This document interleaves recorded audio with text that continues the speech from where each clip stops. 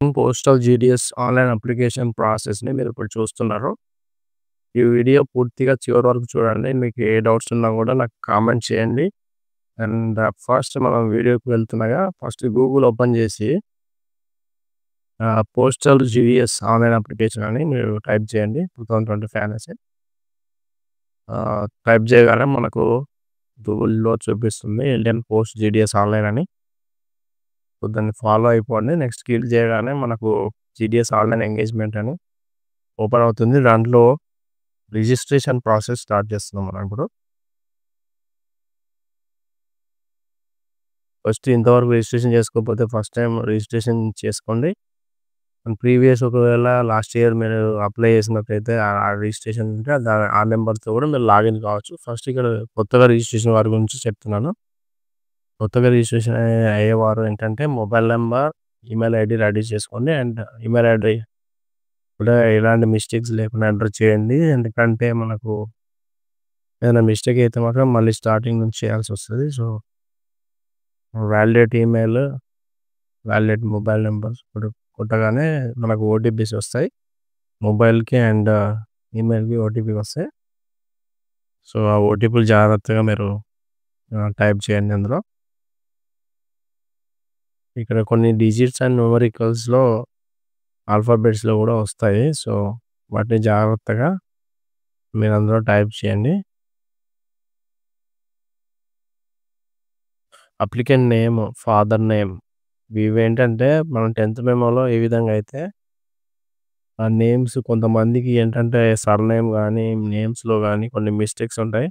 ఆధార్ కార్డ్‌కి ప్లస్ ఈ 10థ్ మెమోకి. సో, 10థ్ మెమోని ఫాలో అవుతూ మీరు ఈ డీటెయిల్స్ అన్నీ ఇవ్వండి.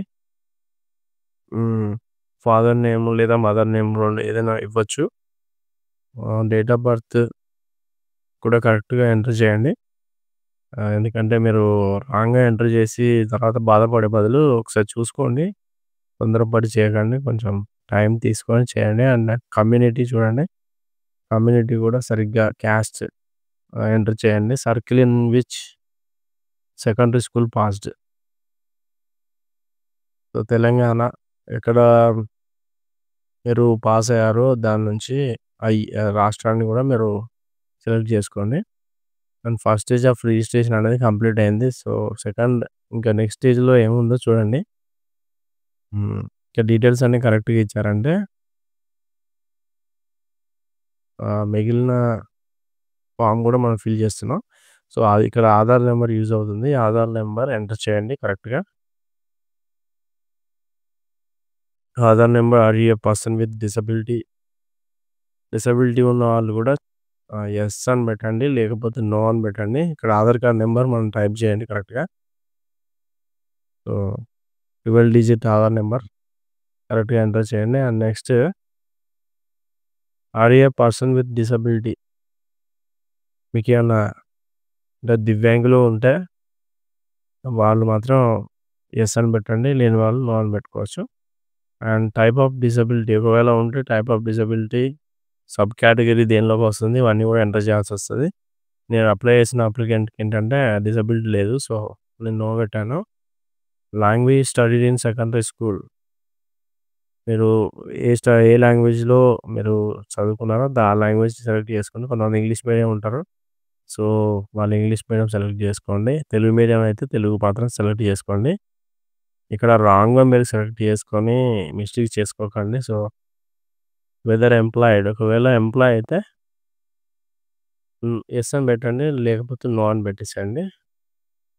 ఒకవేళ ఎంప్లాయర్ అయితే గవర్నమెంట్ జాబ్ ఏదైనా ఉంటే ఎన్ఓసి తీసుకురావాల్సొస్తది. So, NOC submit చేయాల్సొస్తది.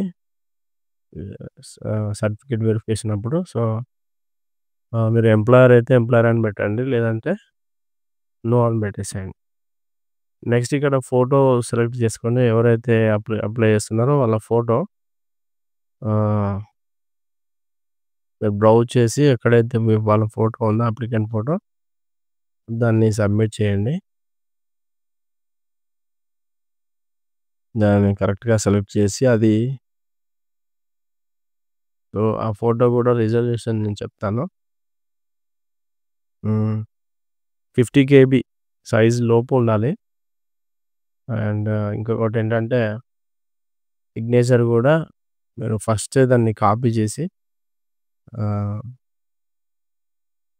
స్కాన్ చేసి పెట్టుకోండి. మీరు వీటిని సబ్మిట్ చేసేటప్పుడు ఫోటో అండ్ సైన్ మాత్రం స్కాన్ చేసి పెట్టుకోండి. వాటిని మీరు ఈ యొక్క అప్లికేషన్స్‌లో చూడొచ్చు. అండ్ మీరు వాట్సాప్‌లో గాని సెండ్ చేసుంటే ఆ యొక్క సిగ్నేచర్‌ని గూడా మీరేంటంటే తీసుకొని గూడా సబ్మిట్ చేయొచ్చు. అదెలా చూడండి వాట్సాప్ వెబ్ ఉంటది గదా! ల్యాప్‌టాప్ నుంచి అప్లై చేసిన వాళ్ళైతే ఈ విధంగా చేసుకోవచ్చు.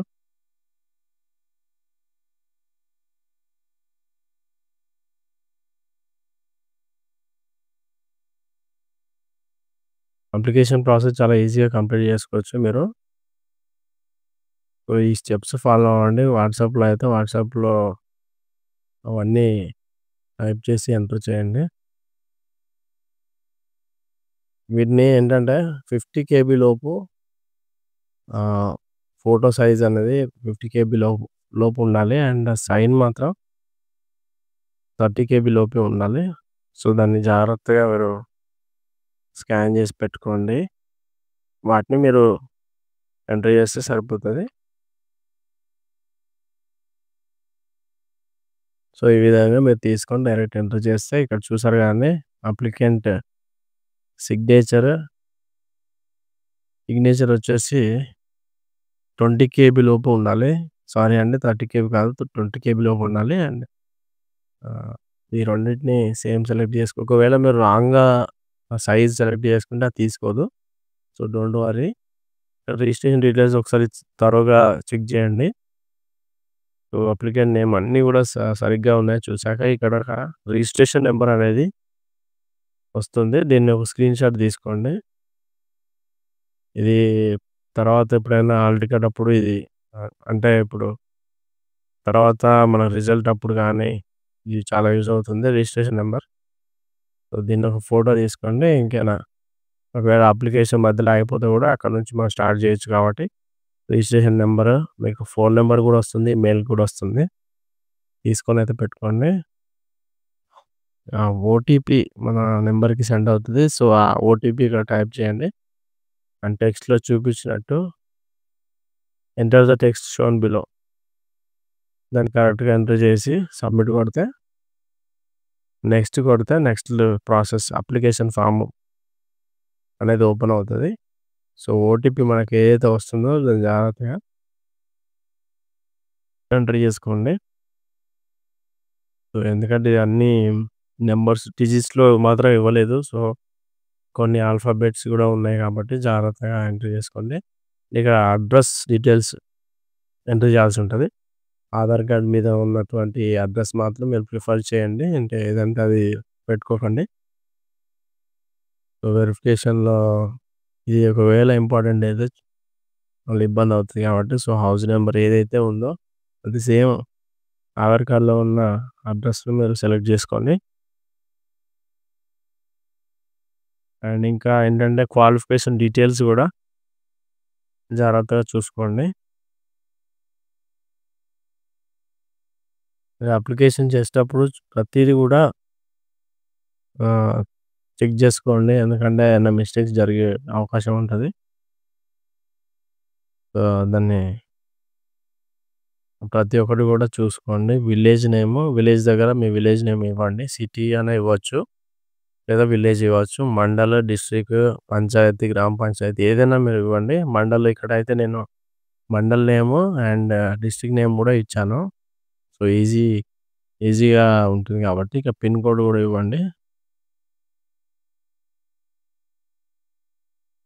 మనము ఒకవేళ డిస్ట్రిక్ట్ నేమ్ గూడా ఇవ్వచ్చు. కామా పెట్టేసి డిస్ట్రిక్ట్ నేమ్ గూడా ఇవ్వచ్చు. సో, పూర్తి అడ్రెస్ అనేది సేమ్ మనకు ఆధార్ కార్డ్ మీద ఎలా ఉందో అలా వస్తది. సో, ఇలా పూర్తి అడ్రెస్ గూడా ఇచ్చుకోవచ్చు. సో, మీరు ట్రై చేయండి ఈ విధంగా.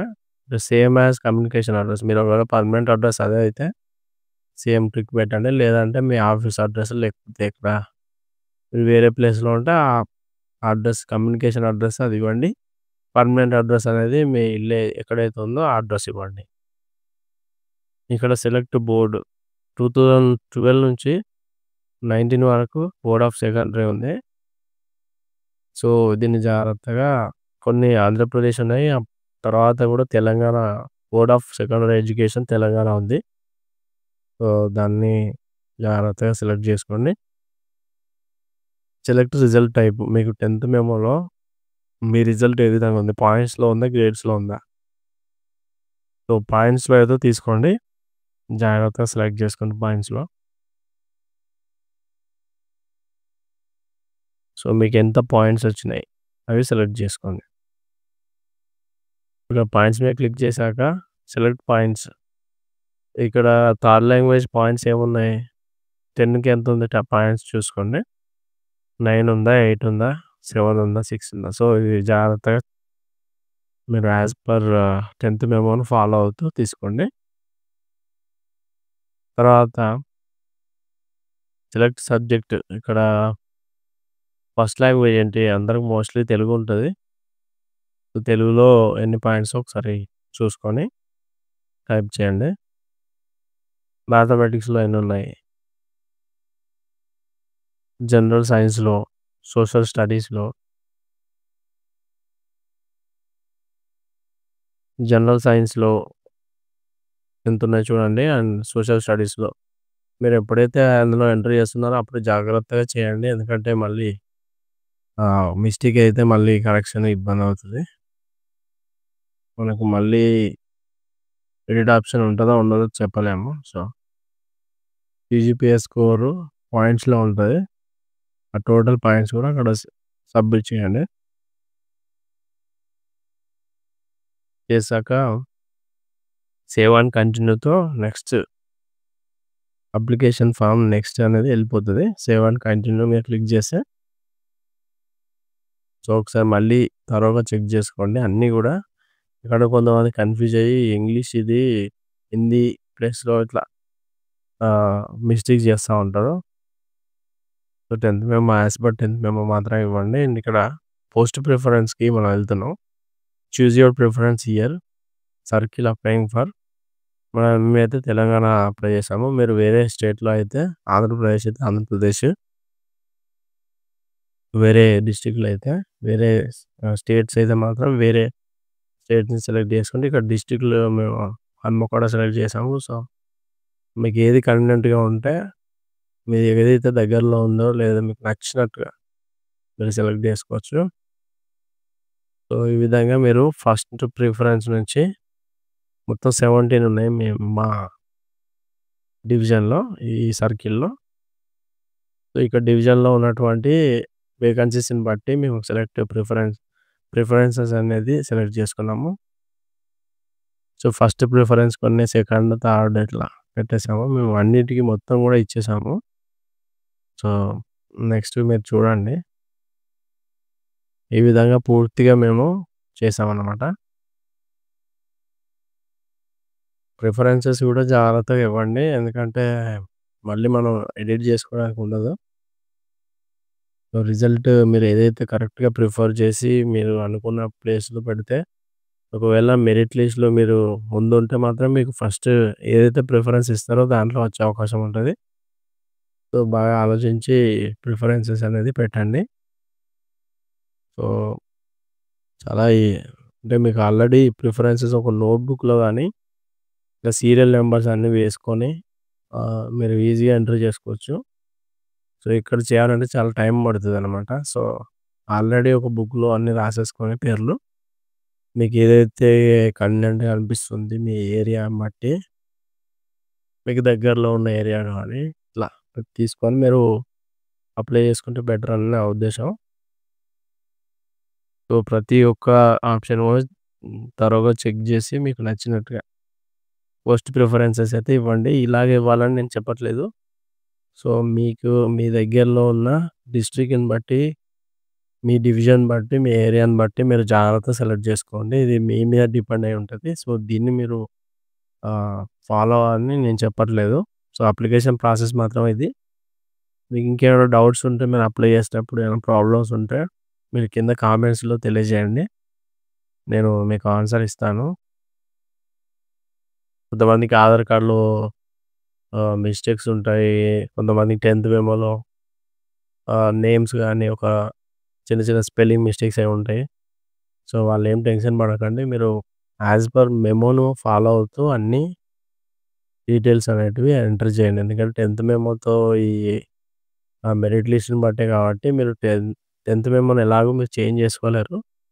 సో, ఆధార్ కార్డ్‌లో ఏదైనా చేంజెస్ ఉంటే చేసుకోవచ్చు కాబట్టి మీరు 10థ్ మెమోను ఫాలో అవుతూ మొత్తం పూర్తి డీటెయిల్స్ మాత్రం ఫిలప్ చేయండి. ఎందుకంటే మీరు యాస్ పర్ ఆధార్ ఫిలప్ చేస్తే మీరు కొన్ని మిస్టేక్స్ ఉంటాయి కాబట్టి మీరు ఒకవేళ అప్లికేషన్ మీరు మెరిట్ లిస్ట్‌లో ఉన్నప్పుడు 10థ్ మెమో ఆధార్ కార్డ్ మాత్రం చేంజ్ చేసుకోవచ్చు. చిన్న చిన్న మిస్టేక్స్ ఉంటే కరెక్షన్ చేసుకోవచ్చు కాబట్టి ప్రాబ్లమ్ లేదు. సో, 10థ్ మెమో ప్రకారమే ఫిలప్ చేయండి. ఇక్కడ అన్ని డీటెయిల్స్ నేను ఇక్కడ ప్రిఫరెన్స్ ఇచ్చాక సేవ్ అండ్ ప్రొసీడ్ మీద కంటిన్యూ చేయగానే అప్లికేషన్ సక్సెస్‌ఫుల్‌గా సబ్మిట్ అయింది. సో, సేమ్ ప్రాసెస్‌లో మీరు కూడా అప్లికేషన్ ప్రాసెస్ పూర్తి చేసుకోండి. ఎందుకంటే ఈ సబ్మిట్ లాస్ట్‌లో మీరు వదిలేస్తే కొంతమంది వదిలేస్తారు అయిపోయిందని. అలా కాదండి. సో, సబ్మిట్ చేశాక వచ్చిన పీడిఎఫ్‌ని మీరు మెయిల్‌కి గానీ, లేదంటే మీ వాట్సాప్ గానీ మీకు ఎందులో అయితే బెటర్‌గా ఉంటుందో దానిలో మీరు సేవ్ చేసుకోండి మీ ల్యాప్‌టాప్‌లో. లేదా మెయిల్ ఐడీకి పంపించుకోండి. ఫ్యూచర్‌లో మీకు మళ్ళీ మీరు మెరిట్ లిస్ట్ చూస్తా ఉంటారు కాబట్టి అప్పుడు ఈజీ అవుతది.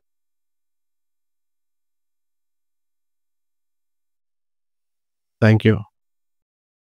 మా ఛానెల్‌ని సబ్స్క్రైబ్ చేసుకోండి అండ్ మీ ఫ్రెండ్స్‌కి కూడా షేర్ చేయండి. మీకేమైనా డౌట్స్ ఉంటే మాత్రం కామెంట్ బాక్స్‌లో తెలియజేయండి. ఈ విధంగా అప్లికేషన్ పూర్తి చేసుకొని మీరు సేవ్ చేసుకోవడం మాత్రం మర్చిపోకండి. ఎందుకంటే మెరిట్ లిస్ట్ వచ్చినప్పుడు చూసుకోవచ్చు. Thank you friends. Thank you.